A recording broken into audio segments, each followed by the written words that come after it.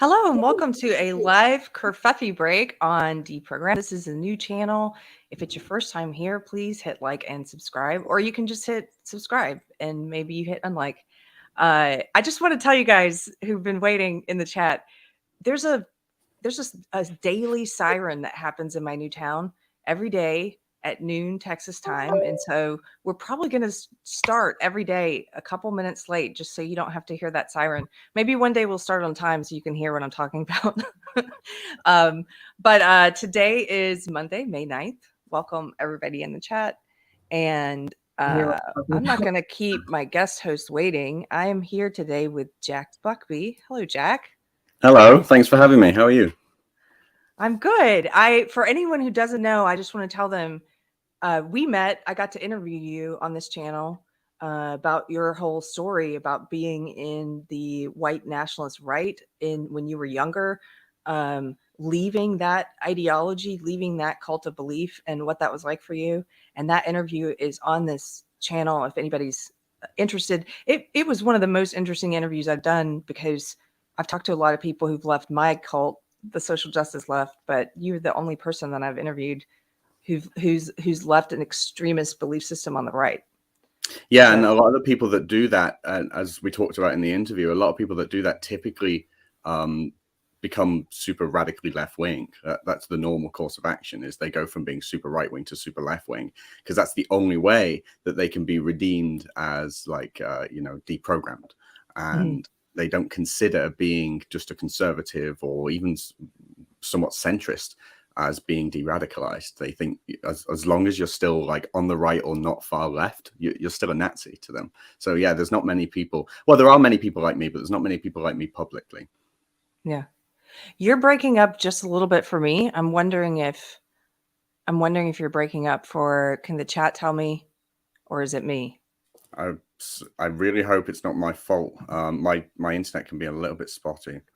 It might be me. Okay. Can you try leaving the StreamYard and coming back, actually? Oh, they said he's steady. It's not you. It's me.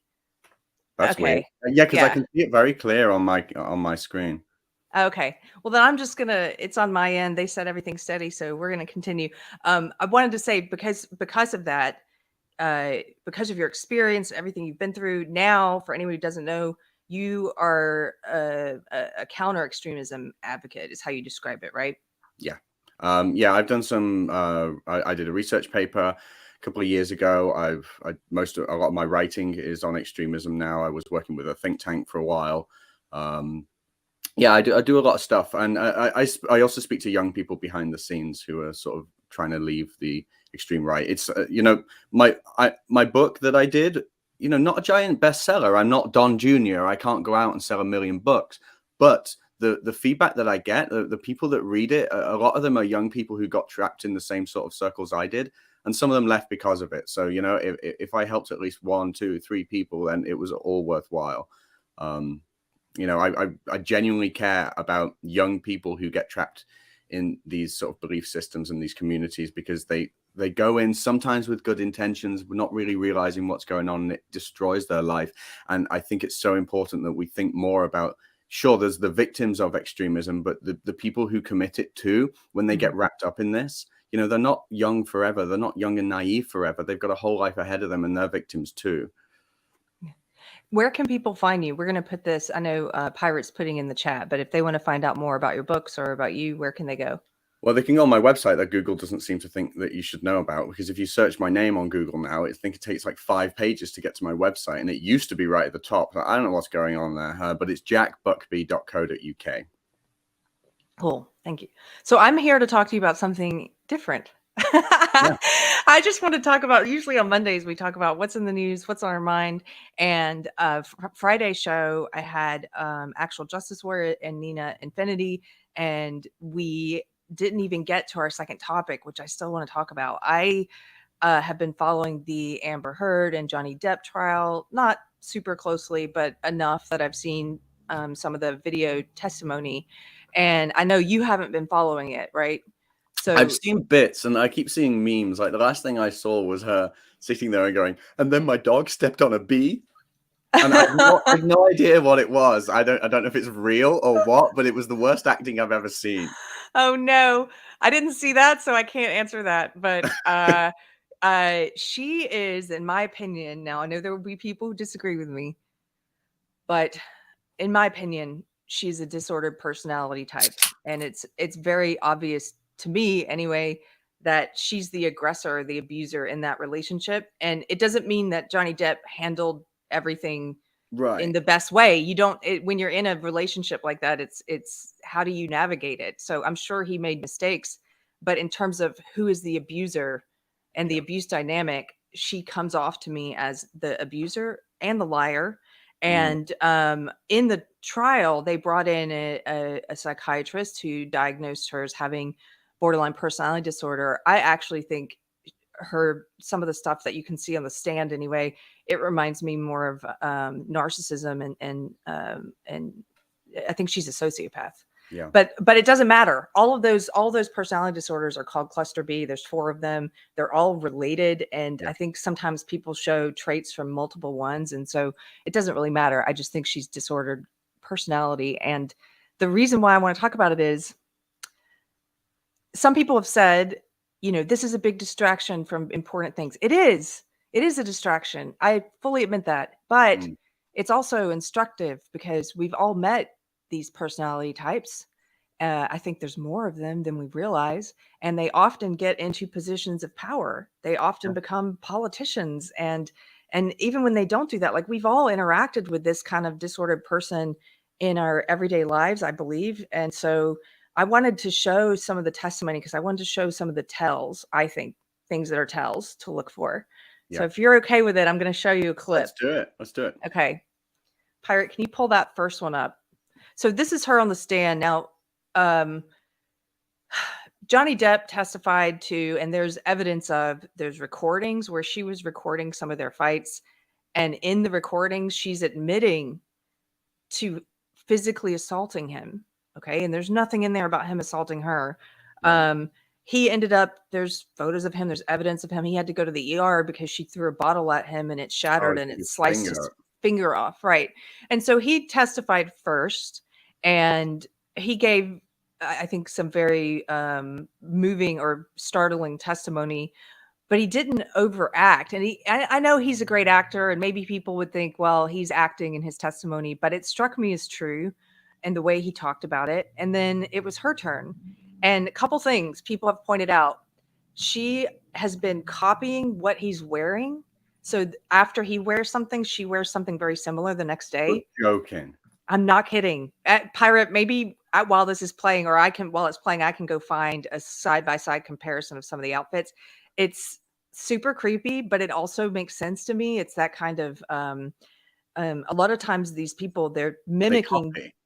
Yes, they copy. They copy your words. They copy when they're trying to portray being a victim. They're going to listen to you talking about how you were victimized by them. And they're literally going to take the words you're using to describe the abuse you've suffered from them. And they're going to turn it around and say they've been abused by you and use some of the same words. It's like, not only do they violate you, but then they take your story. I recognize this in so many people that, the things that have happened to me and my wife over the years since 2016 have been ridiculous. Some of the stories. Yeah. I recognize this in so many people, most of whom were radical left wingers. I recognize this in them so much, that the mimicking, the taking your story, scary stuff. It's scary. They take your very words and they try to adopt mannerisms. A lot of them, I feel like they are very good students of people, and they try a lot of them will, some of them won't fake tears, but others will try and fake emotions. And I think that's one of the places where you can catch them and notice the red flags. And so that's why we're going to start with this one, because she's trying to now deliver her version, to counter Johnny's testimony. She's now delivering her emotional story of how she was the abuse victim. So this is just one of several times where she broke down in tears or something sort of like tears. More than anything, I was heartbroken. I thought maybe he was serious. I thought maybe, God, he doesn't love me. Maybe he really feels this way. It broke my heart. broke my heart. I wanted to marry him so bad. This is the man I loved, you know. Yes, it was awful at times, but I loved him and what he Objection, was Your saying. Honor, non-responsive. Overruled. What he was saying to me hurt just as bad as anything else. I just remember that he left me on the closet floor, and as embarrassing as it is to say, I went up to him at some point. I don't know how much time had passed. He was sitting at the piano in the living room of the hotel room that we had.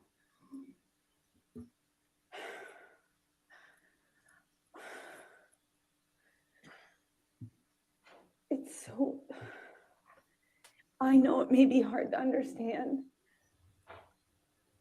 It's hard for me to hear myself say, but I just wanted it to stop. I wanted things to just be okay. And I just sat next to him on the piano, and I just leaned my head on his shoulder, and it was, of course I was mad. Of course I was mad, and felt it was horrible what he'd done. But on the other hand, I wanted us to be okay. I could just put I could put the physical stuff in a box, and I just kept going back on how much I love this person. So just put my makeup on and went to the premiere with him and walked the red carpet with him. And I remember in the car checking my phone obsessively for pictures because my dress was backlit. Of all times to have a backless dress. Okay, you can stop there. I've seen enough. Have you ever known a woman so incapable of crying? Yes. My wife is very empathic, and I'm used to having very emotional women in my life, and I don't think she produced a single tear. No, not in this one. Now she did produce tears, and but the thing, and I think she works up to it here eventually. But one of the things that stands out to me, well, two things before I forget it. When they cut to Johnny, he doesn't look at her at all ever during her testimony. And that to me is very real.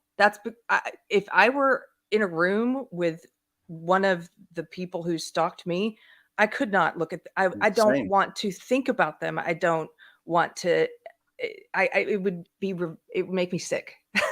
And so the idea yeah. of being in the same room, and you know, we've had stalkers who were, you know, threatening to send private investigators to find us, sending hundreds of emails per day with photographs of my wife being mutilated and murdered, the videos being shared online, waving knives and guns and calling us out, thanking certain people online who did videos about us, saying thank you for these videos, of exposing them, and then like threatening to kill us, all this crazy stuff.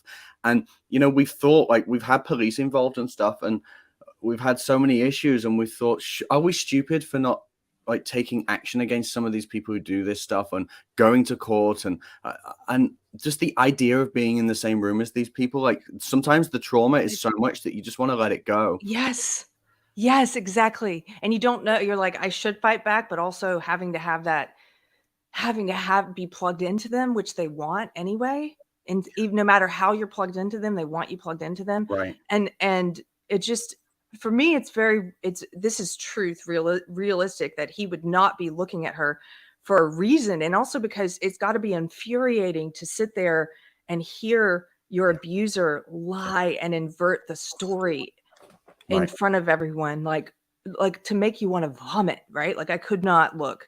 And then on the flip side, if you watched her during his testimony, she just stared. She took notes. She was very plugged into everything he was saying.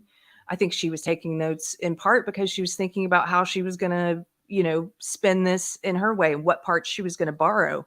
I mean, when you lie, you have to take notes. You have to remember what you know. When you're lying, they always say lie simply, because the more complex your lies get, the harder it is to keep up with it. So of course she's taking notes. I mean, if it is the case that she's the one that's lying and she's the abuser, and it seems to me that she is, then of course she's going to have to do this. Like she's got to remember everything she says, because all she has to do is trip up on one thing, and the whole thing collapses. Yes. Let me just share this because this will make you laugh. Twee Girl says, I cry when people win on The Price is Right. You and me, girl. Do you know the only time I truly get like emotional and genuinely like I'm pretty like, I don't know, maybe I'm on the spectrum or something, but the only time I truly get really emotional is when I see like an upsetting video about a dog.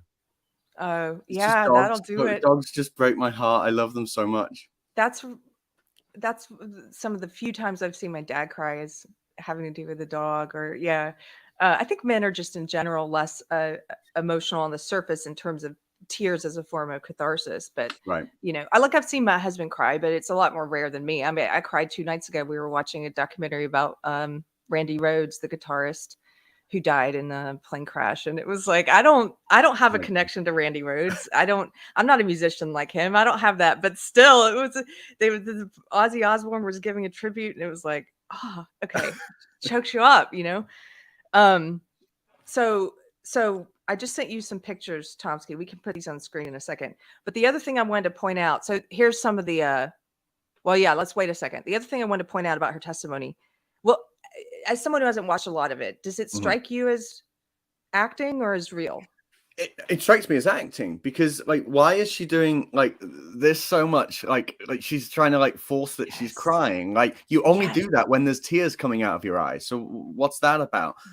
I've followed enough of the story, because I remember when it first came out and everyone thought Johnny was the abuser, and then the more details came out, and I've seen the videos of her sneaking that other actor in the lift, in the elevator to Johnny's apartment and so on. And like, I won't go into the details, but I've had a relationship with someone who literally BPD, and I recognize a lot of this behavior in that in the relationship. I've seen it with my own eyes. Like, so the moment I saw some of the things she's done and some of the evidence that came out, I'm like, I know that behavior, and I recognize her as the abuser, is what it seems to me.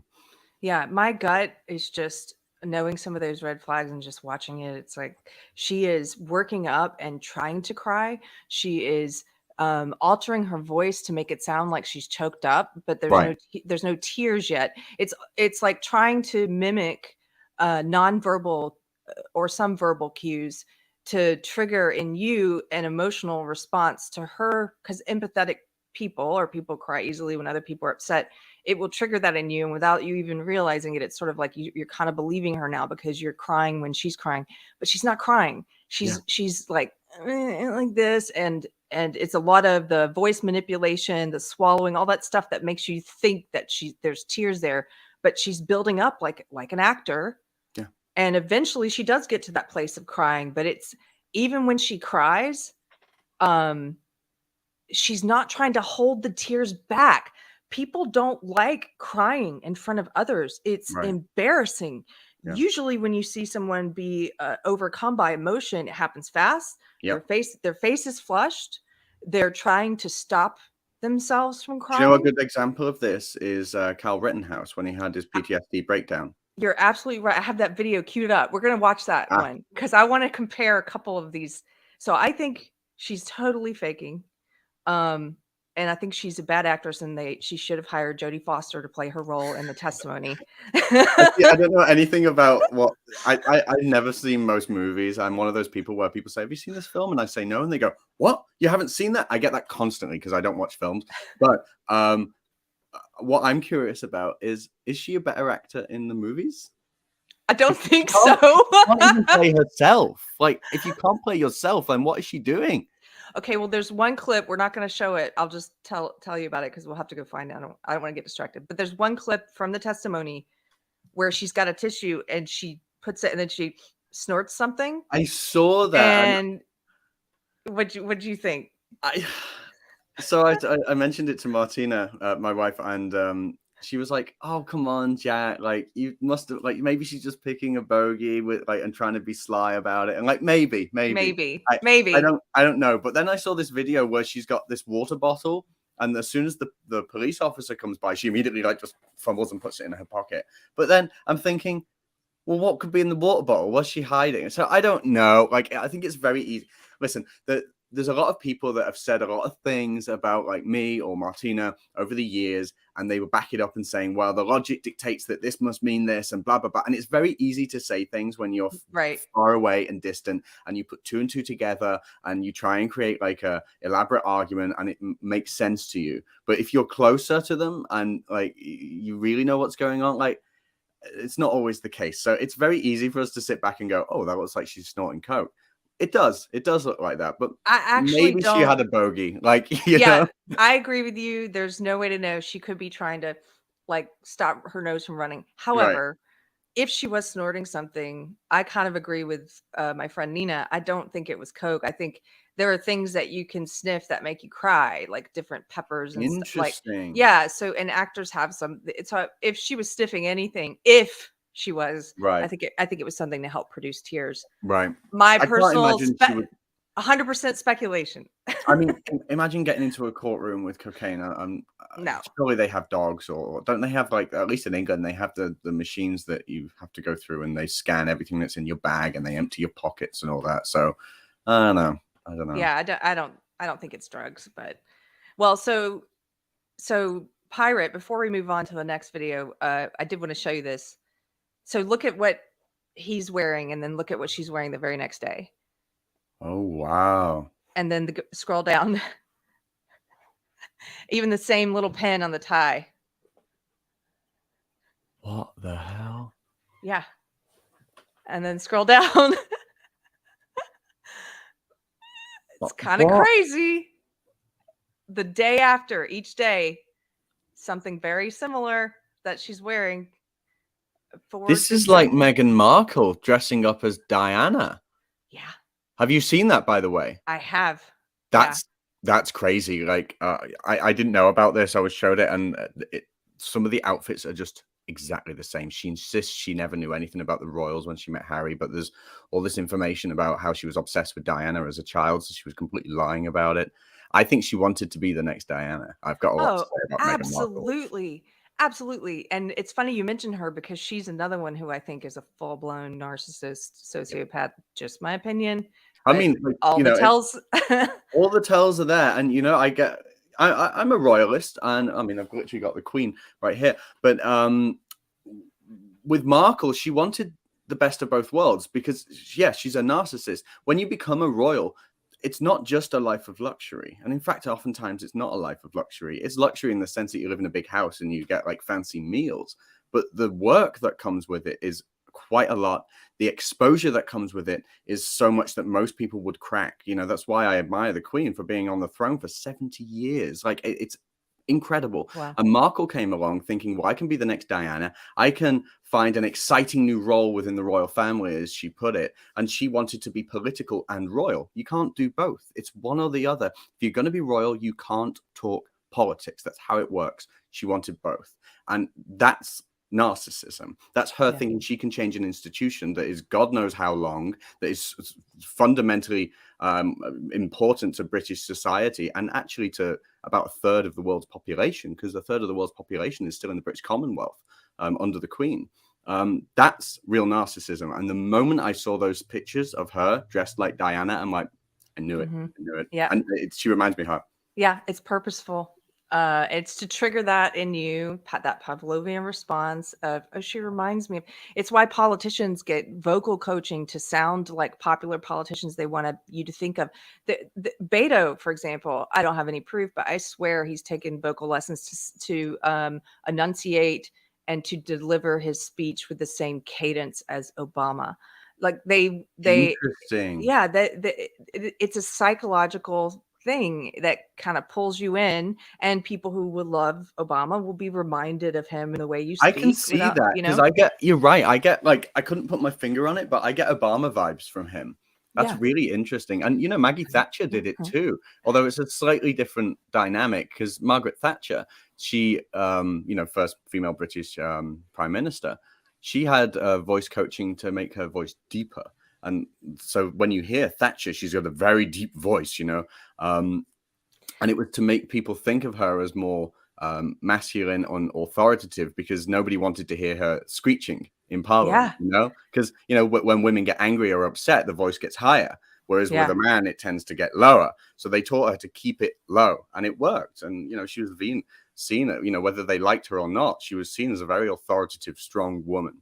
I did not know that about Margaret Thatcher, but I just finished watching a docuseries and a documentary about Elizabeth Holmes from Theranos, who pulled off this huge fraud and you know, multiple millions of dollars, and she lowered her voice. Yeah. You can find old interviews with her speaking in her normal tone of voice, and then she became this famous CEO and was like this all of a sudden, you know. There's a video where she slips up too. Yes. She's talking and she goes like that. And then she goes like that.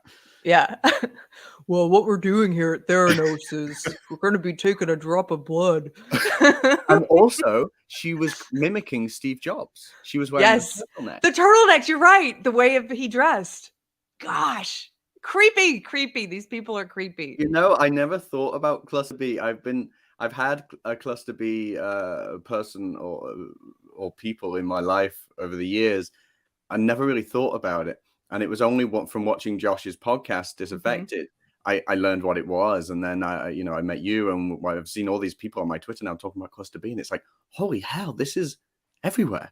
Like, I think I've encountered, I can't name the amount of people that I've encountered in recent years who've done insane things. And the Cluster B, it's Cluster B. What is happening? I don't know. But it's made me think a lot about how much of the sort of the division we're seeing now in politics is like, I don't know if it originates from these psychological issues or whether the psychological issues are symptomatic of what's going on. I don't know, but there's something going on. I think it's both. It feeds into itself because culturally what's happened is that a lot of the things that you get virtue points now for, or that you get lauded for, happen to be Cluster B attributes. So constant victimhood, you know, histrionics, pointing fingers at others, like all of those things are Cluster B traits, high degree of narcissism, all of those things. And so I think it's both making people who already had Cluster B have gotten a lot worse probably, but just like hypochondriacs and people with the anxiety disorders and stuff during the lockdowns, I know a lot of those people who their conditions got worse. And so I think it's sort of similar where Cluster B people, woke ideology has basically told them that mental illness or any mental health issues are a part of their identity, and it means that they are marginalized, and therefore they have more power within the belief system. Right. And so they double down on it. They make it part of who they are. I mean, I saw videos yesterday of all these people on TikTok, and they're talking about Roe v. Wade, and they're appearing on camera. There's one woman who goes like crazy, and that's just, I don't know, childish in my mind. I don't think there's much more to it than that. But then there's other ones who appear and they go, girls, just know that I'm with you and all this stuff. And it's like, you're feigning emotion right now, because surely they know that Roe v. Wade being overturned doesn't mean that abortion is going to be made illegal, like everywhere. It's not what they think it means. And the amount of pats on the back they get, you know, they do this video on TikTok saying, I'm with you girls.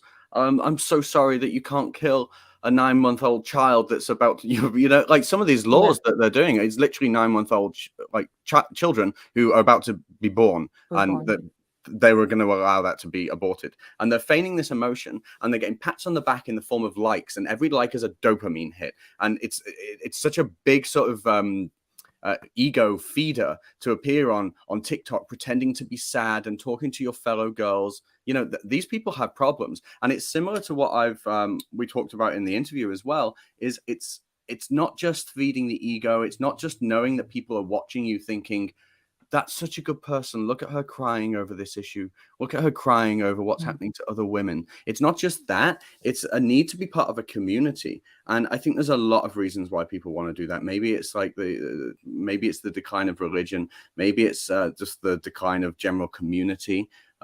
People don't know their neighbors anymore. Like I feel like we're in a very isolated world. The more connected we've got, the more isolated we've actually got.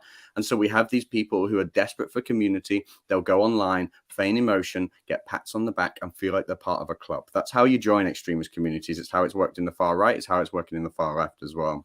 Yeah, I agree. Hey, I'm gonna just give you a heads up that I got a little warning here that says my USB is using too much power or something. If I go out on the stream, don't be worried. Pirate will come on with you until I reboot. Okay. Pirate, just be aware. I was like, oh, what's that little warning over there? Okay, What I'm you gonna got ignore plugged it. in? The microphone? Yeah, I've got my same setup I always do. So I'm just gonna ignore that. Pirate says, will I? Haha, yes.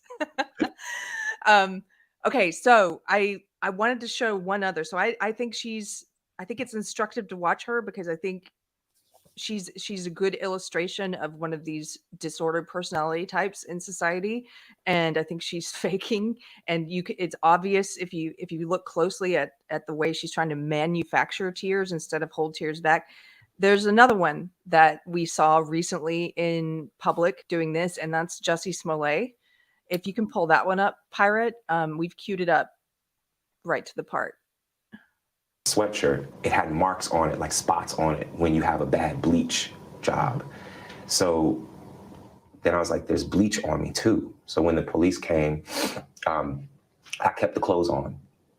I kept the rope.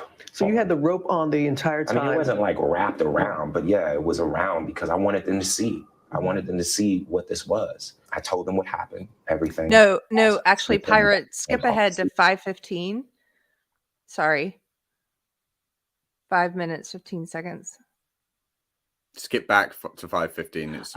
Oh, maybe I gave you the wrong time. It's at the end. Sorry. Go all the way sort of to the end. There we go. A little further to the end. Okay.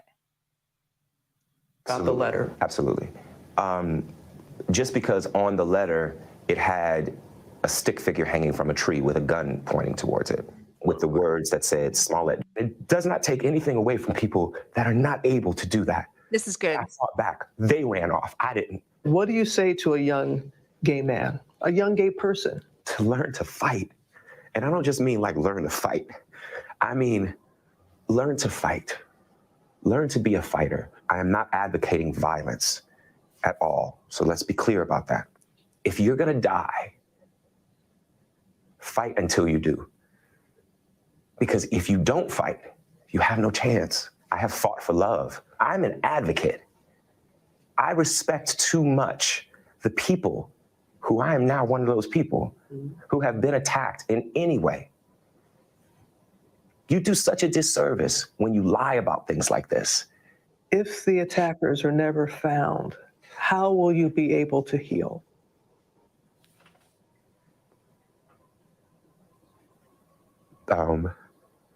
Here we go.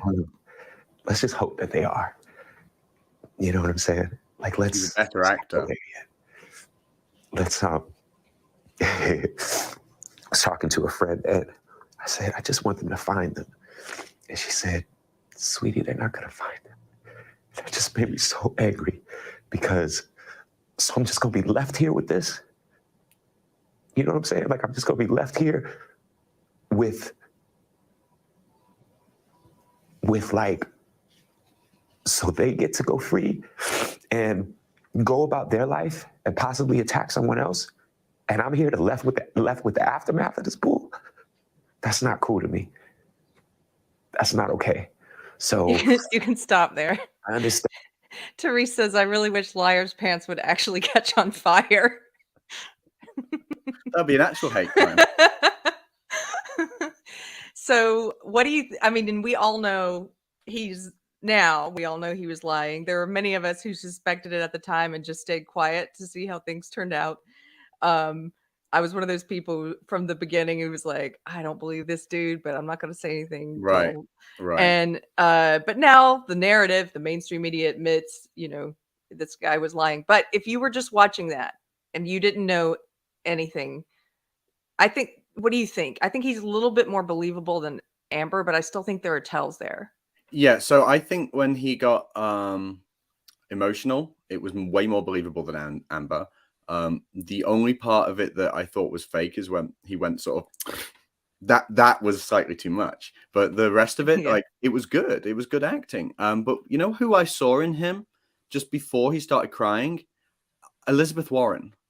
That's what I saw in him, because I don't know if you saw her recent thing with the Roe v. Wade stuff, but I immediately saw that as performative anger. She goes, I am mad, and I am angry, and I am determined. And it's like, Yeah. this is the fakest woman Yeah. in Congress. Like, I did not believe a word she says. What does this old lady really get out of pandering to the youngest demographic? You know, I maybe she's considering another run for the president. I don't know. I think a lot of people that want to run for president are going to be egotists.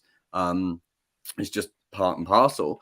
I think she's a bit of a narcissist. What does this old lady have? Like, why is she pandering to the most extreme and the youngest crowd, you know, in politics, when she surely knows that these people don't win elections? Like, pandering to that crowd alone doesn't win elections. It's why Biden didn't do it. It's why he didn't go full on with the Green New Deal. It's why he didn't promise to wipe out all student loan debt. He's not going to pander to these crazy people because he knows it doesn't win elections. But for Elizabeth Warren, maybe it's just a matter of, well, it's a big enough crowd to feed my ego, to make me a big name, to keep me relevant, whatever. And this performative rage where she's saying this is something that Republicans have been working towards for years, calling them extremists and so on. They never once consider the fact that maybe actually their enemies in this don't hate women. Maybe they just care about unborn children. But they don't care because it's performative. It's all performative. And I saw that in him, just like Elizabeth Warren. Yeah. Well, in answer to your question about her, I tend to think she's one of the ones who believes her own lies. That's just me. I think some of them do. I think they get so into how can I put this? If you're not living in truth, if you haven't torn everything down to figure out what your foundation is and started there and then built up slowly, if you've done it the opposite way where you pick an ideology and then you kind of work backwards, or maybe you don't even work backwards to see what the foundation is, you just go with what that ideology is and what the beliefs are and what the tenets are, and that ideology defines you rather than your principles that you've thought through. If you do that for long enough, like I think she has for decades, I think you just become a character, you just become a role. I think that's really true. And you sort of fall into a niche and it becomes you. You know, one of the things with me is when I was in the white nationalist circles, when I was like 15, 16, 17, 18, through that process, is a lot of the young men I knew went further and further and further right. Some ended up killing themselves, some ended up becoming terrorists. And I never went that way. And I think the reason why is because even back then, I would always ask myself, am I right about this? Am I right? That's why I've changed over the years, because I have to ask myself. And I think you're the kind of person that does that too. I think the people watching this are probably those kinds of people. But there are other people who don't stop and ask themselves, am I right? Because all they do is, well, is what I'm doing now profitable? Is it beneficial to me? Is it something that makes me relevant? Is it something I can build a career from? And if that's the case, then you just keep going down that rabbit hole. What Elizabeth Warren's doing is exactly what the young kids I knew in the far right were doing. They saw something, they saw like as giving them something, and in that case, it was a community, and they just kept going down that path. Now she sees something that makes her headline news and just keeps going down that path. Maybe she does believe her own lies. Yeah, I think she does. That's just me. Let me read. I'm sorry, Pirate's been starring some super chats. I'll read these really. Oh, hey, Joseph Massey.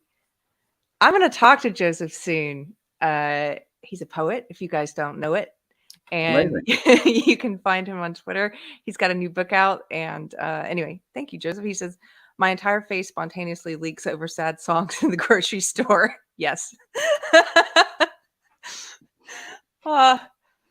Inappropriate crying. G-Man, nothing says I'm angry like saying you're angry. That's true. You're right. It's like she has to really double down just to make sure people really know. And you know what was funny about that as well? Sorry, I don't mean to No, interrupt, it's but fine. like what was funny about that as well is the journalist even gave her a prompt. She said, "I'm angry," and they went upset and angry, and she went upset and angry. Why did the journalist need to give that qualifier? Like, what are they doing? And I'm not gonna take it anymore. So silly. Okay. We've watched 2 now clips that I think are, and thank you for coming with me down this rabbit hole of fake emotion versus real emotion. It's fascinating to me, and I think it's instructive and important for people. So we've watched 2. Now I want to show 2 that I think are real. And both of these were roundly mocked by the left, mocked in the media. They were called performative tears. They were called crocodile tears, and those are lies. I mean, that's my opinion. Those are lies. These are obviously true displays of emotion, and we can talk about why and if you agree with me. But the first one you mentioned. Let's show Rittenhouse. Once I take that step back, I look over my shoulder and Mr. Rosenbaum was now running from my right side. And I was cornered from in front of me with Mr. Zeminski. And there were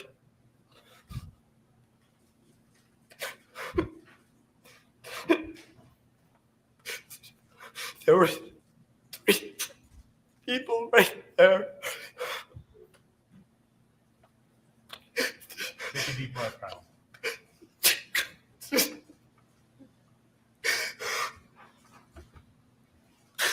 That's what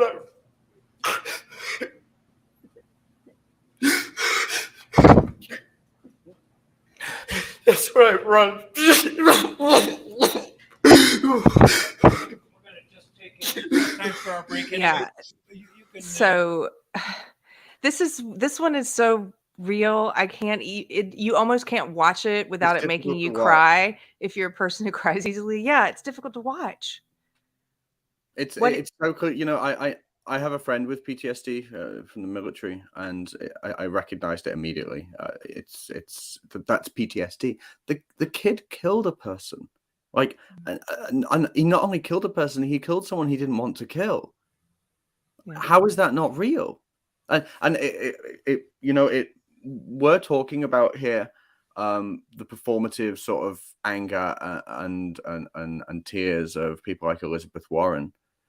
And then we've got a kid here whose life was, well, it is ruined. It's not even fixed by the fact that he was let go, but you know, his life was ruined, and the mockery that he got, it blew my mind. I never thought I'd see something like that. This is a kid whose life was turned upside down, who killed someone.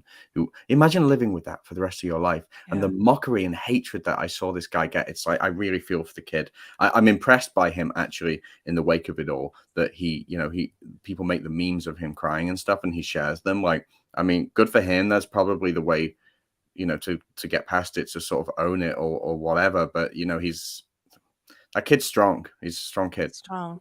And there's a couple things. I mean, he's trying to hold the tears back.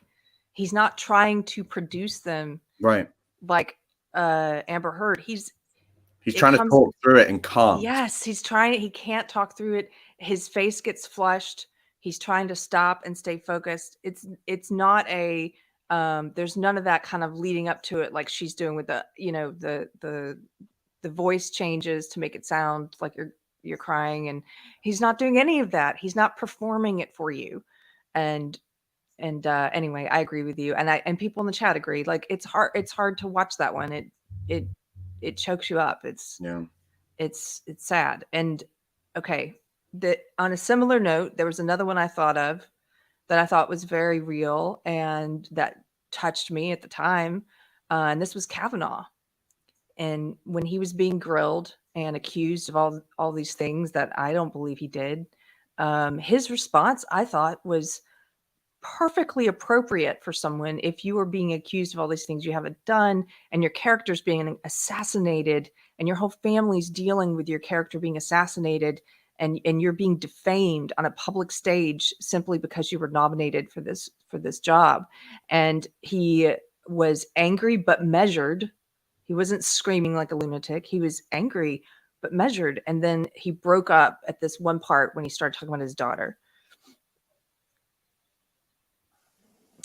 But I have never done this to her or to anyone. That's not who I am. It is not who I was. I am innocent of this charge.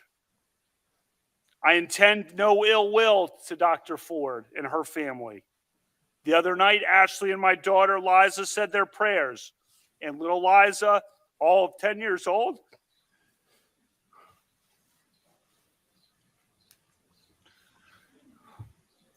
said to Ashley, we should pray for the woman. It's a lot of wisdom from a 10-year-old.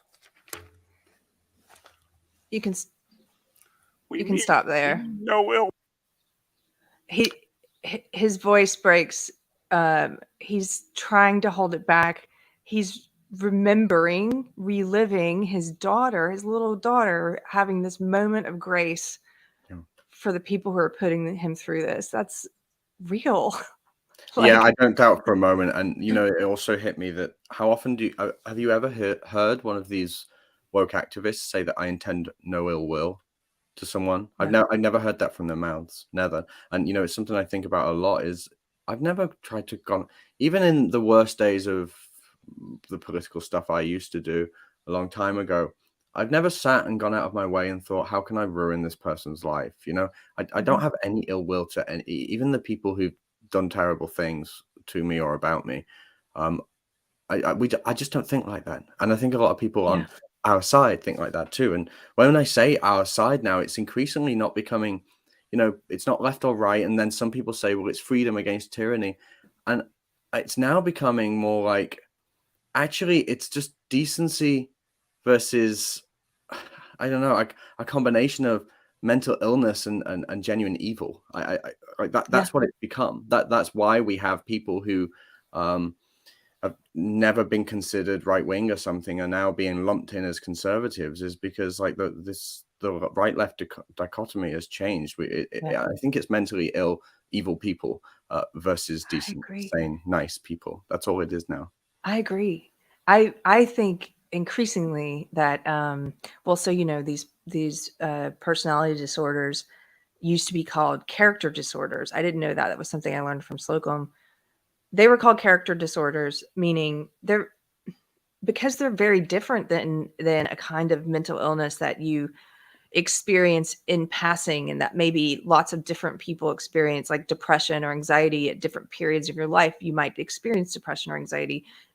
They're not like that. This is a disorder of your character, of who you are as a person, of what behavior you are willing to engage in or not engage in. And I think a lot of these people I know it's going to upset some people. I think they make a lot of evil behavior choices. And at a certain point, if you're making that many choices to behave in an evil way, it's like, I don't like saying people are either good or evil, but I'm getting more comfortable with that than I used to be, because I'm like, if you're just living there, if you're making lying, stealing, taking stories from your victim, taking their manner of dress, mimicking, if you're doing things like that, like you're living in evil. I'm sorry. Like, I don't know.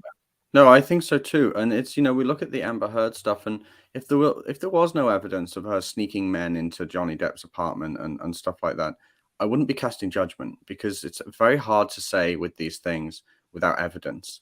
And I don't want, even before when we were saying it, and I said, if it turns out that she did do this, I still find it difficult to just immediately point the finger and say, yeah, it's 100% her. Right. Because I always have in the back of the mind, what if it isn't? What if I'm wrong? And I don't think these other people think like that. But you get no benefit of the doubt from radicals. There's no benefit of the doubt. No. There's no possibility. There's something I often say about these people is, they don't just think that they're right. They don't just think that they're not wrong. They think that there is no possibility that they might be wrong, which is really scary. You know, like when you talk about abortion, you know, I saw one of these libs of TikTok things. And she says, I just don't understand why people hate women in America so much. And I think, has that person ever stopped to think whether it's possible? Like, is it possible that you can be anti-abortion or in favor of just some restrictions with abortion? No abortion at 7 months, you know? Is it possible in their minds that someone can think that without hating women? Like, that's the question I would love to ask these people. Is that possible? If they say no, that tells you all you need to know. It tells you everything. It's unreasonable. It's clearly unreasonable. It's not logical. But if they say yes, then the question is, well, if it's possible that someone can oppose abortion without hating women, under what circumstances will you believe it? Yeah. That's the question I need to ask. I need answers to that. And I'd be very interested to know how these people would respond to it. I don't know. The ones who say, you're exactly right. The ones who say, yes, it is possible. Those are the ones who maybe at some point could be reached, might wake up. Right. Because there's still a part of them that's based in reason and not just full on fundamentalism and religious fervor, you know, and that sort of tribalism. And that's a great question. You made me think of this when you're talking about make this a little bit bigger. Let's see. This is a tweet someone shared with me from a blue check mark law. I think he's a law professor. His name is Josh Chaffetz. And he's talking about there've been all these far left groups that are now showing up at the homes of Supreme Court justices and rioting outside the houses of where these people live. And this guy's defending that behavior, Josh Chaffetz. And he says, and before the quote, oh, so you support January 6th, LMAO trolls show up, the difference is substantial. I can never say that word. Substantive. How do you say it? Wait, substantive. Substantive. Yeah. Thank you. I like it with your British accent. He says, when the mob is right, some but not all more aggressive tactics are justified. But when it's not right, when the mob's wrong, then those tactics are not justified. This is so insane. This is what I would call evil. So he's basically saying, right. So it's justified. Yeah. So right. That reminds me of what happened with Madison Cawthorn the other day. Did you follow that story? I did not. So Madison Cawthorn is that young guy in Congress who's in the wheelchair. I think he's the youngest guy in Congress. And a video came out, and they've been doing like they've been dropping leaks on him for the last few weeks. It's like a coordinated attack sort of thing. And the latest thing they dropped is, it's a weird video, I'll admit. He's naked and he's on a bed and he's sort of like thrusting his groin area on another guy's face, and they're all laughing. Now, I get some people say this is like frat boy behavior and stuff. It's not something I've ever done, but whatever. Maybe it's just frat boy behavior, but also whatever. Like, what person has, like again, not something I've ever done, but like, when you're young, you do dumb things. And we're of the generation now where the stuff that we did that was stupid when we were young is on the internet. You know, these boomers and older who are in Congress, I'm sure they did wild stuff in the 60s, but that's not on social media. And Martina, my wife, mentioned something about it online, about it being revenge porn, which it technically is. It's a naked video of a congressman that was leaked online. That's revenge porn. It's illegal. And somebody came back to her and said, well, you know, he's a member of Congress and he's anti-gay, so this justifies it. And then they started calling him gay, like he says he's not gay or whatever. I don't know what it doesn't really matter. But people are saying, oh, so Madison Cawthorn is gay and he's in the closet, but he's been doing anti-gay policies and blah, blah, blah. And it's like, okay, it's justifying. In any other circumstances, revenge porn is not legal and it's not justifiable. But because he's a representative, because he's in Congress, because you say that he's pushing anti-gay legislation, then it's justified. Well, let's break that down. what if he wasn't? What if you're wrong? Like, can you be wrong? And if you are wrong, is it justifiable then to leak it? You know, you can make any excuse and say it's justifiable. Like, you can't just do that. Say that a politician is pushing anti-gay this, and therefore it's okay to expose them as a homosexual or to publish revenge porn. You can make any excuse for anything at that point. Like, it doesn't matter whether it's true or not. The justifying thing, no, that doesn't work. Like, ruining someone's life because you perceive them to do something that you don't like, when it's possible that you might be wrong in your assessment in the first place, you know, it's what it's like. It's Nazi behavior. You know, they did terrible things and it was all justified, so they said, you know?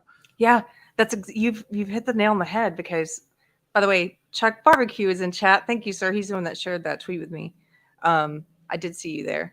That you're exactly right, because what they're doing is they're not allowing for the possibility that the quote other side thinks they're right too. Right. If you're basically that guy that is saying, if you believe you're in the right, if I believe I'm in the right, then anything is justified, because Right. the ends justify the means. That's not true. That's not principled. So And it's symptomatic of them. Like I said before, it's not just that they don't think that they're not, like, they're wrong. It's that they don't consider it possible that they're wrong. Yeah. They think they know what is absolute good and what is absolute truth, and that's them. Well, guess what? So do the people on the other side. Right. Like, and maybe no there's way to merit on live. both sides. You know, Yeah. not everyone knows everything. Not everyone's right about everything. Maybe there's something meritorious from the Democrats too. I'm the kind of person that thinks that, by the way. Some people might describe me as a conservative Democrat. In fact, I met the state legislature of Tennessee years ago, and I remember meeting, I think it was the only Democrat on the state Senate or whatever it was at the time. And I got on with him the most out of everyone. You know, sometimes the people you don't agree with are right about something. Like, you can't, the society doesn't function if you don't think like that. And the whole point, if you want to talk about our democracy only works when you have two sides holding each other to account. You know, if like that, and that's when it works best. It's a check against uncontrolled power. It's a check against bad ideas. It's a check against egos that can ruin good policy and ruin a country if left unchecked. And it seems like one side doesn't want the other side around. I don't want the Democrats to disappear. I don't want the left to disappear. I want there to be good faith dialogue and debate. That's the only way it functions. And it used to function. Okay, it's never been perfect, but it functioned better than this in the past. This is why I care more about a person's principles than I do about their political beliefs or opinions or their ideology, because you can be a principled person and show me that with your behavior, and also be woke. I mean, you can. Yeah. And you can be a principled person and show that with your behavior and be on the right and be anti-woke. And the opposite's true too. I know unprincipled liars who speak anti-woke, and I know unprincipled hypocritical liars who speak woke. It's just, that's true. You know, it doesn't. Sorry, yeah, it's so true. When you say there's a lot of unprincipled people who speak anti-woke, it's so true. You know, I was talking to someone the other day, and they said, "Have you seen that thing about how there's so many people from conservative politics who are like big names now who came from a talent agency?" And I'm like, okay. There was a talent agency that had these people on the website before they became big in politics. And there's this theory that it's like a conspiracy and maybe they're working for the government and blah, blah, blah. And it's like, no. Politics attracts certain people. I forget who it was that said it, but it's like politics is Hollywood for ugly people. It's true. I heard that. It's true in many cases. Not us, of course. But, you know, we're not in politics. There we go. And I think what it does is this attracts certain people. It attracts people who want to be famous. And I see a lot of people on the right who say the right things, say things that they know. I'm going to call out a name. Sorry, I know I probably shouldn't, but like Candace Owens, I think, is a good example of this. That's my personal opinion. I'm not a big fan because I recognize the narcissism in her. And I see her as someone who will parrot any conservative talking point as long as she thinks conservatives will accept it. And I see a lot of people on the right who do this too. So yeah, there's a lot of narcissism in politics. do you think that those people are necessary? I've actually asked myself this a lot recently, because maybe it requires a very high degree of narcissism and a willingness to just, I don't know what's the word, pander or what have you. Maybe it requires that to reach the masses. Do you think that the people who reach the masses are always high in that like drive and that desire for fame? And I think I've seen people rise to the top without appearing like a narcissist to me. And I'm going to be more vague when I'm talking about this now, because I don't want to make enemies of everybody. right. But I've Well, seen people, like who's risen and gained a lot of influence in history? Anyone who you don't think was driven by fame, like a high degree of fame seeking and narcissism? oh, that's a big question to put me on the spot. I'm not sure I can think of one immediately. Like someone with good intentions who rises to the top. I'm sure there are people, but I think I know it's hard for me to think of one. Maybe Dolly Parton. I Maybe. like her. Yeah, that's true. She's great. Yeah, of course, there's going to be people, but I think most are driven by their ego and narcissism. And actually, you know, for years, I've been in politics for years, and I did some of the performative rage and all that sort of stuff when I was younger and in white nationalism. But I've never really come from a place of narcissism, and I know a narcissist would say that, but I'm really shy. I get social anxiety. I've been shy since I was a child, and the only way I've broken through it is by forcing myself. You know, I remember being in school and forcing myself to give speeches to the class when I didn't have to, but I forced myself to do it because I knew that like my anxiety is what holds me back, and I just need to overcome that. And so I kind of did that in politics too. And I think there are people who rise to the top without the narcissism, but then they enjoy it so much that they become a little narcissistic. Are these people necessary to reach the masses? I mean, probably, but it depends whether they're doing the right thing. I mean, was there any level of narcissism in Margaret Thatcher? Maybe, but I think she did a hell of a lot of good. And I'm saying that from someone who comes from the outskirts of Liverpool, where everyone hates her. You know, I think she was a fantastic woman who had a good heart. But maybe narcissism can control you. I don't know. Like I've had a really hard time, especially since leaving that element of politics years ago and writing my book and doing the research I do. And I can't sell myself. You know, I love coming on these shows and talking to interesting people. I love talking to you, but I'm not the kind of person who often goes and just seeks out interviews with millions of people. And I don't know how to do it. I can't market myself. I'm not the kind of person that does that. And as a result, people don't know my work. So maybe it is necessary to have that narcissism for someone who's doing something good to spread it. But, you know, it comes with on the flip side, if they have that great power, then they can spread things that purposely divide people and make that divide last longer. You know, there's a lot of financial incentive right now for people on the right and on the left to maintain this big divide because there's a lot of money in it. Right. Somebody said something interesting. I want to run this by you. AH, hi AH, says masses don't need reaching where adults for their own needs and sovereignty. I agree on one level. I do. But on another level, there are people who've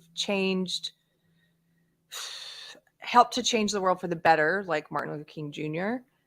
And you might say, well, how much was it him and how much of it was the movement and he just became the face for the movement? I think that's the other question, is because we like to cling to these different avatars at different times, whether it's people who are speaking what we believe is the right thing to be spoken, and whether it's Martin Luther King or Candace Owens or I don't know, Joe Biden or whoever that is saying what you want to hear, we tend to gravitate towards those people. And I guess I'm just wondering, are those people throughout history, like Martin Luther King, for example, how much of that is rooted in a real desire to be authentic and do what you think is right, and do you get corrupted? Does it become corrupted, and do you necessarily become more narcissistic as you go? And I don't know. I've just wondered a good about measure is probably how rich does a person get from what they're doing, and or how is their life improved from what they're doing? Because there's, you know, if you stand up and do something that is detriment to yourself, but you do it anyway, that's probably an indicator that you're not a narcissist. Because why would you want to live like that? You know, I think maybe that's an indicator we can look at. But also on the idea of the masses don't need reaching. Well, sometimes they do. Sometimes they do. I know tons of people who have no idea what teachers are teaching children now.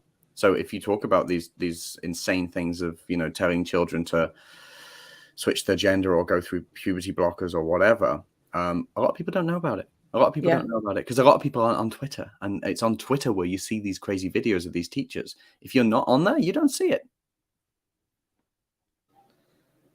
Can you hear that lawnmower? No. Okay, good.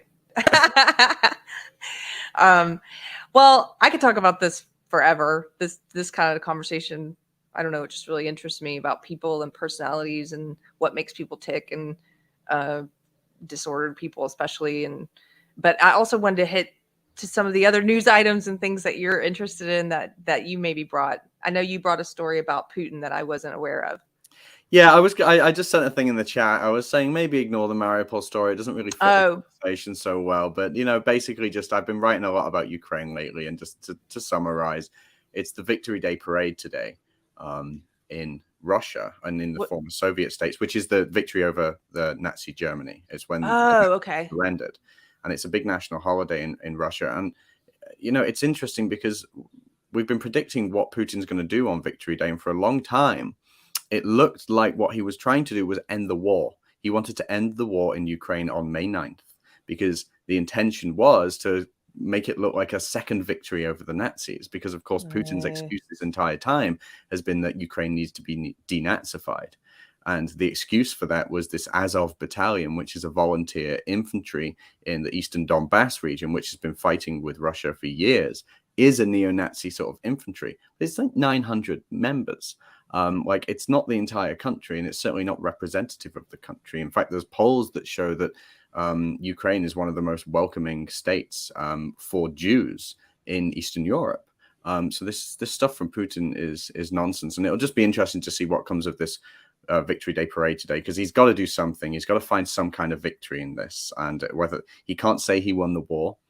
He can't say he's really achieved many goals in Ukraine, but I'm expecting he's probably just going to play the Nazi thing really hard. He's already calling Ukraine Nazi filth, I've heard.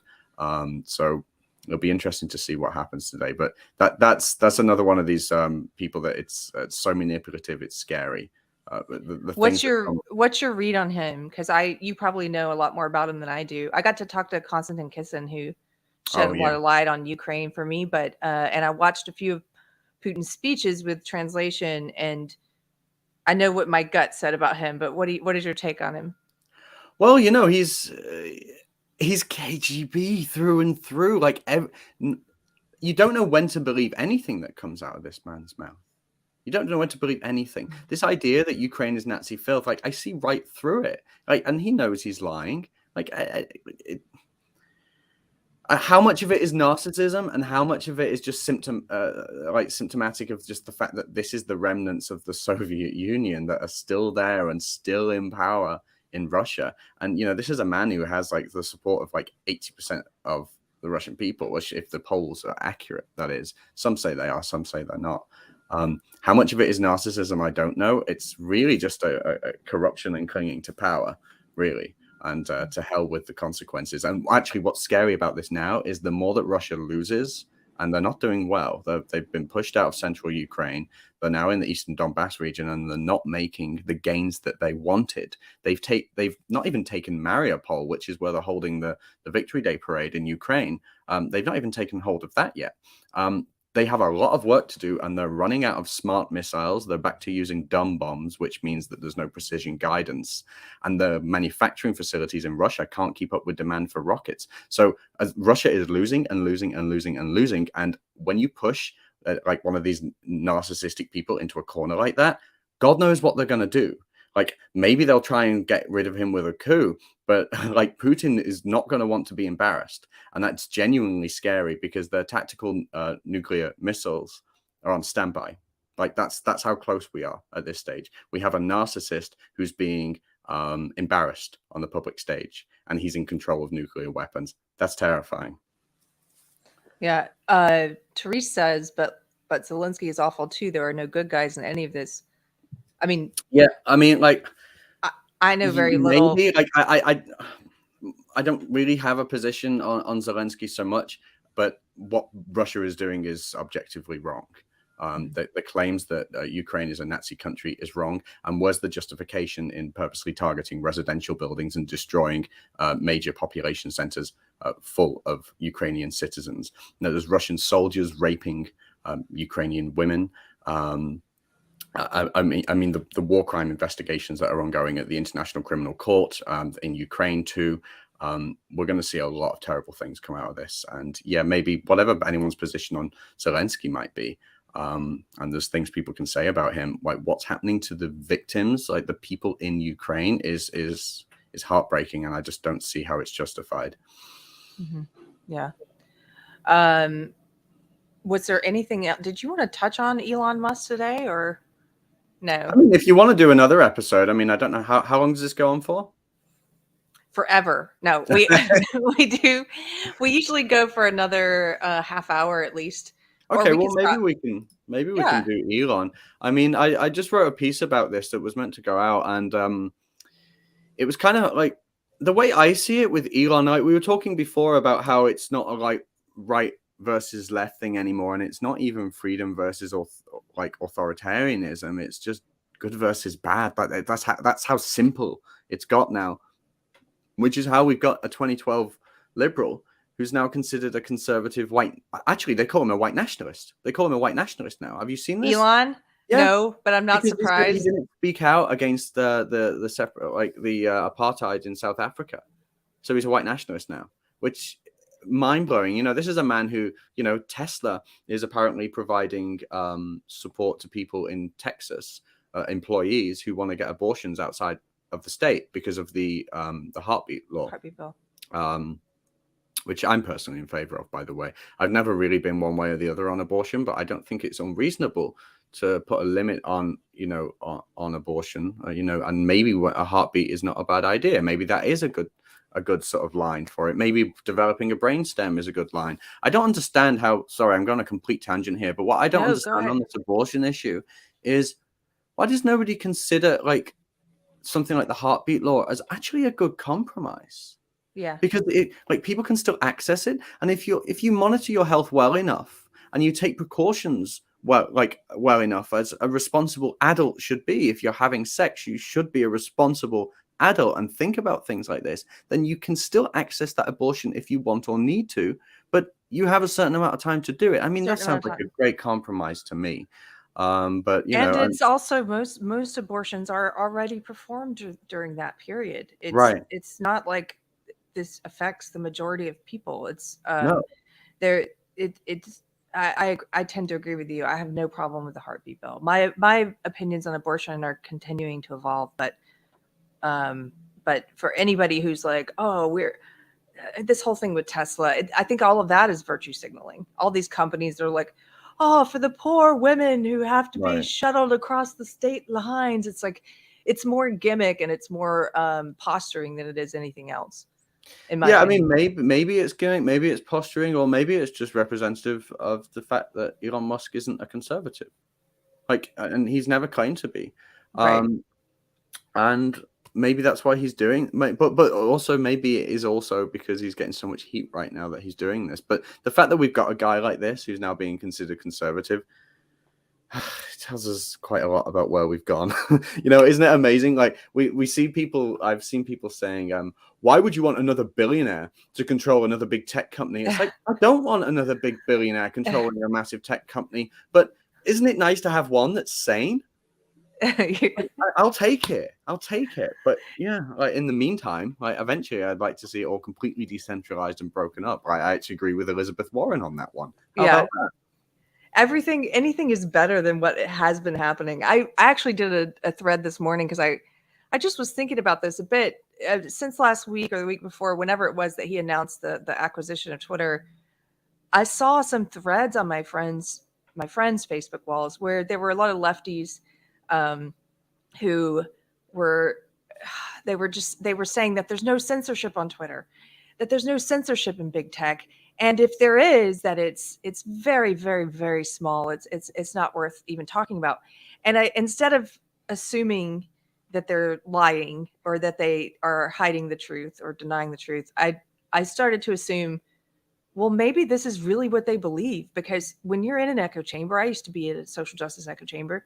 When you're in an echo chamber, it is possible for you not to know about the censorship that's been ramping up the past 6 years. And it is possible for you not to know anyone who's affected by it.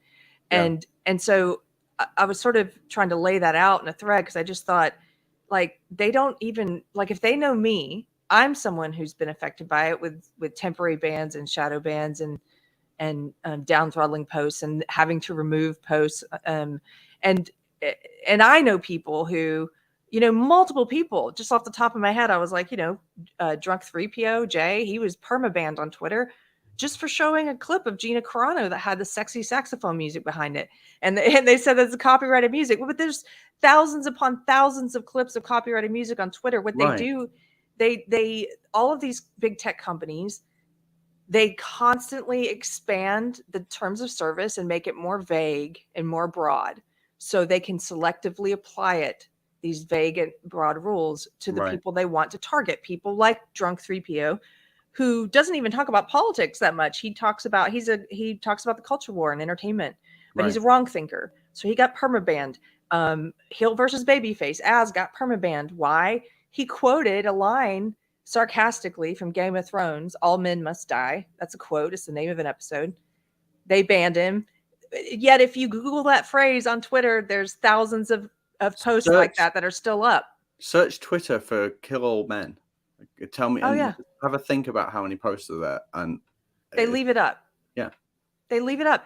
Mikey Harlow was permabanned for sarcastically saying "burn the witch" in defense of a conservative woman who was being mobbed by the left, and he got permabanned. Like, these permabans that have happened over the past 6 years, they're selectively applying the rules to wrong thinkers, and it's ubiquitous. It's everywhere. And if you're in that echo chamber and maybe you're hate watching the show, I just encourage you to follow some wrong thinkers just to see what happens. Because if you don't know anyone who's been affected by the censorship, like, that's because you're in a bubble. It's not because it's not happening. And there's something I mentioned to you is actually on this article that I put on my Substack here. And it's something I wrote about in my book as well. There's this thing called the perception gap, which is this study that I'm absolutely fascinated by. And the perception gap is this idea that people on one side cannot accurately describe the views of the people on the other side. And it's something that conservatives and leftists do too. And I'm sorry to do this, but I'm just going to read it because I do it as I wrote Please read it. It's good to read it in your voice. Right. It says, in 2018, nonprofit group More in Common launched a study called The Perception Gap. A sample of 2,100 voters from both sides of the political aisle were asked after the 2018 midterms what they understood about their political opponents' platforms, and it revealed that most had exaggerated or inaccurate perceptions of their opponents' beliefs. It showed that Republicans overwhelmingly believed that only half of Democrats were proud to be American, lower than the real 8 in 10 figure. So 8 in 10 Democrats say they're proud to be American, but Republicans predicted it would only be half.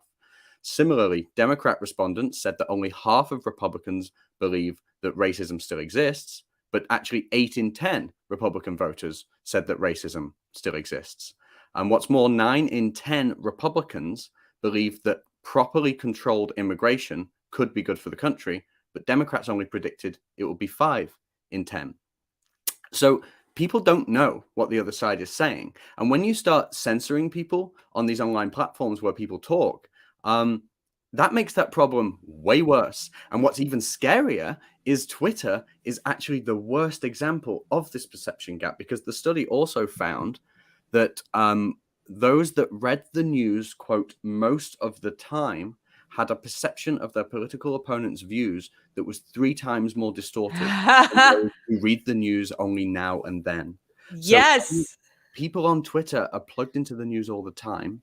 They have no idea what their opponents believe. So those figures that I just cited were like 5. People think it's 5 in 10 when it's actually 8 in 10. That gap is bigger among people on Twitter. So it's probably like, if you ask Democrats on Twitter how many Republicans percentage-wise think that racism exists, you probably get something like 20%, when really it's 90%. It's just fascinating to me. And the way they got this data is just by asking people. That's how you find out people's views. Ask them. Don't assume what they believe. Don't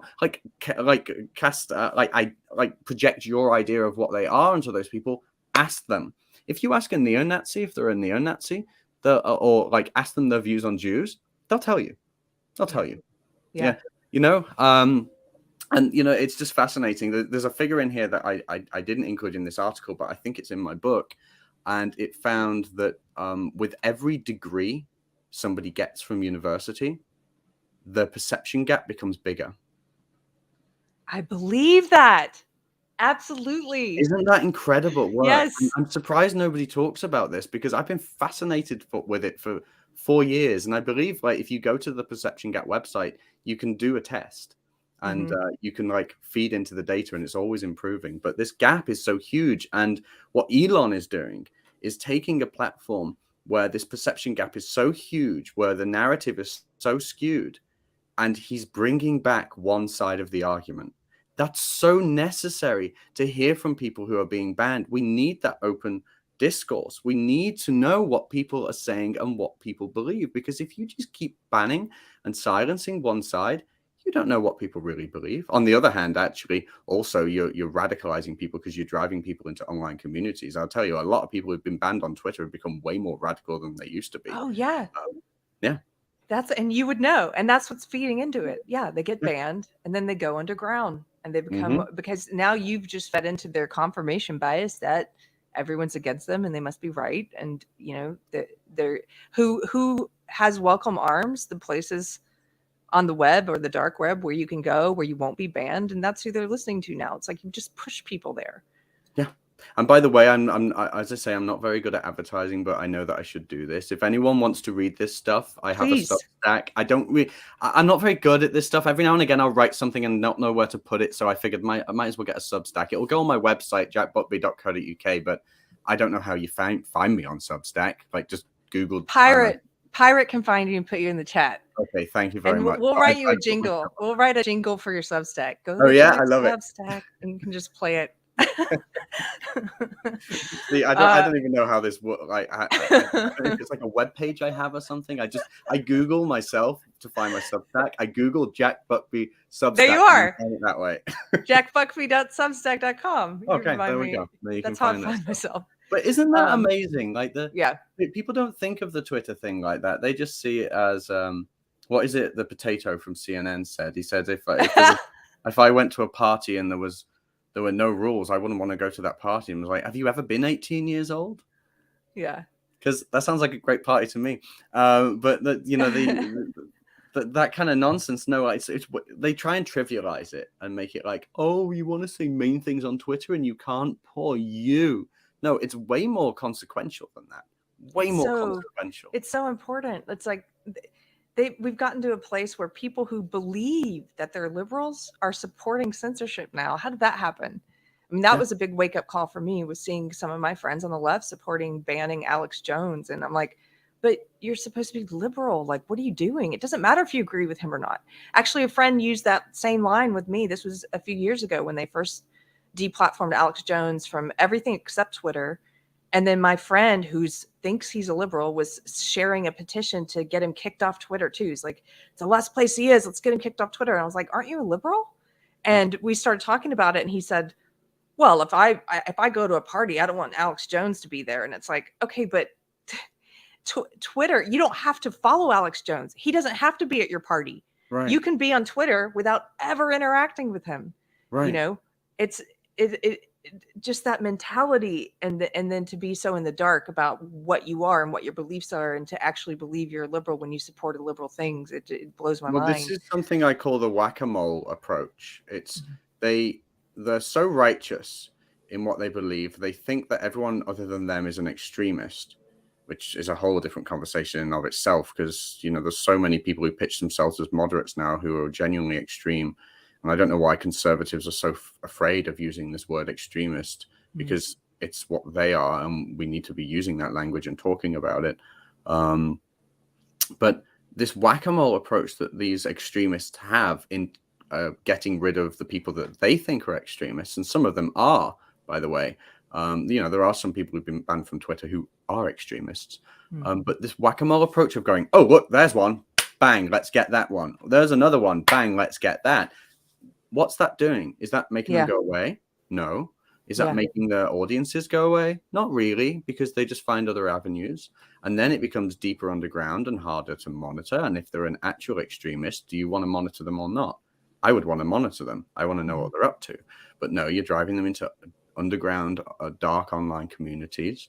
And also never once thinking about why do these people exist? Like Elizabeth Warren or whatever, anyone, AOC, one of these progressive Democrats, and they complain about the far right or white supremacists or whatever. Have they ever once publicly said anything about what issues might drive those people there in the first place? Have they ever done that? Because if they haven't, then we know that they're not serious about tackling the problem. Like, we know it's really just politics. Like, because what do they want them to do? Do they just want those extremists that they don't like to die? I don't want AOC to die. I don't want Elizabeth Warren to die. I want constructive dialogue. I want to know what they really believe, and if it's possible to maybe find compromise with them in good faith. But these people just want these people to disappear and die. Let me tell you, I think they want, with this whack-a-mole approach, I think it tells me that they want us dead. And it sounds like an exaggeration, but like, you've just got to play out what that means. Like, if you get cancelled at some job because you say something they don't like, well, you lose your job. Okay. If you then end up working at a Starbucks, do you think they'd be happy with that? Because these are the people that will call up Starbucks and say, that a neo-Nazi works for you. Yeah. So you lose your job at Starbucks. And then, okay, then you're on benefits. You're at home. You're on job seekers allowance or whatever it's called in America. What is it called in America? Where you unemployment. Get unemployment. So you're on unemployment. And imagine if these psychos are in power. Well, they are in power right now. But imagine these psychos in power. Do you think that people like AOC, Elizabeth Warren, and the really, really far left followers would be happy for a evil neo-Nazi to claim government funds? Because that's government funds funding a neo-Nazi. I can't see them being happy with that. So then you're on the street and you've got no money. If they walk past you, would they throw a pound? Would they throw $1? Give you $1? No, they wouldn't. There is nothing in their mindset that would even allow for just the existence of people that disagree. No. And that's what the whole approach represents to me. Is this is also they want you dead. Sorry. They want you dead. No, you're right. They do want you dead. It's not, that doesn't sound like hyperbole to me, because they also sometimes say exactly what it is they want. They feel so emboldened and comfortable out in the open in a way that extremists on the right don't feel, because they enjoy the privilege of not being banned, of this selective application of the rules. I just sent you a tweet, Pirate, in the Telegram. This is a journalist on Twitter, Caroline Riley, blue check mark, of course. And she was responding to a New York Times article that says the headquarters of an anti-abortion group in Madison, Wisconsin was set on fire Sunday morning in an act of vandalism that included the attempted use of a Molotov cocktail and graffiti that read, "If abortions aren't safe, then you aren't either." So she retweeted that, and she said, this journalist said, "More of this. May these people never know a moment of peace or safety until they rot in the ground." Do you think has this been removed from Twitter yet? I don't think it's been removed. She made her account private so nobody could respond to her. And then she took her account down temporarily. You can tell, because if you've been banned, it says this account has been suspended. If you take it down yourself for a while and then come back, it says there's something wrong here. Right. So if you go to her right now, it says there's something wrong here. But this is the kind of thing, I see stuff like this all the time, that the left is able to, this is speech that is encouraging violence, and it's allowed. And so sometimes they take the mask off and they tell you they want you dead. She says, until they rot in the ground. Not ashamed of saying that, It's not something new. I've heard it many times myself. They say it and their actions prove it. And I don't like hyperbole. I don't want to exaggerate for political gains. I mean, what am I gaining from this? Honestly, like, it's not like I make money in politics. But it's true. Like, the hatred there is so real. And they talk so much about coexisting, but I mean, it's interesting. For years, I used to look at the Republicans in America from England and hear them calling everything communism, and I would roll my eyes at it Me because, too. like, my God, not everything is communism. Like, I come from a country with socialized healthcare. Saved my life twice. I can't complain about it. I can say that it's not very well run. I can say that it's like there's too many people accessing it who haven't paid into the system and so on. But the actual system of socialized healthcare, personally, saved my life twice. Works in England, and most people like it. So whatever. We're not a communist country. And when you would see Republicans say, "Oh, it's communism, it's communism, it's communism," I like rolled my eyes. But now when I see Republicans talking about it, it's like, well, actually, this is kind of the end goal at this point. Because if they It want is. us all dead, if they don't want us to coexist at all, I want to coexist with Democrats and or left wingers or whatever, and I want to coexist peacefully and to the extent that I can meet someone new and not be afraid. Like, I don't care what someone believes. When I meet new people now, I'm afraid of what they're going to be like, whether they're going to think that I'm a Nazi or something, whether they're going to viscerally hate me. And that's not healthy. That's not normal. We shouldn't be living like this. But when Republican senators now say that this communism, it is, because what's the end goal of not wanting to coexist with people you disagree with? It's an authoritarian state. Yeah, we're in a time right now. You're talking about being afraid when you meet new people. I was joking with my friend, Mystery Chris. He does the Wednesday show with me this weekend because one of my gig jobs, I interact with a lot of people in this job, and I spend like a whole day with them. And it's funny because I not always, but sometimes I can find out if they're anti-woke or woke or not just by little things they say. And it's almost like dancing around each other in conversation, almost the way that gay people probably did in the 50s, where you say something to see and Right. maybe that person responds to the secret Right. thing you're saying.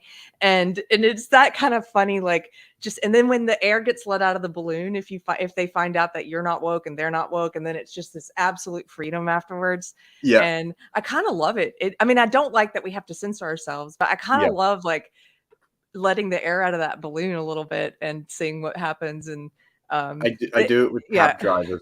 Every cab Yeah. driver I get, I always just test the waters and see like where we get. And once they start showing signs that they're not, I'll shut up. But I have to say, most of the time, they're on our side. And I'm getting cabs in New York City, so it's interesting, like the amount of people that are normal. Oh, okay. So my laptop's about to die. That warning I got earlier is coming true.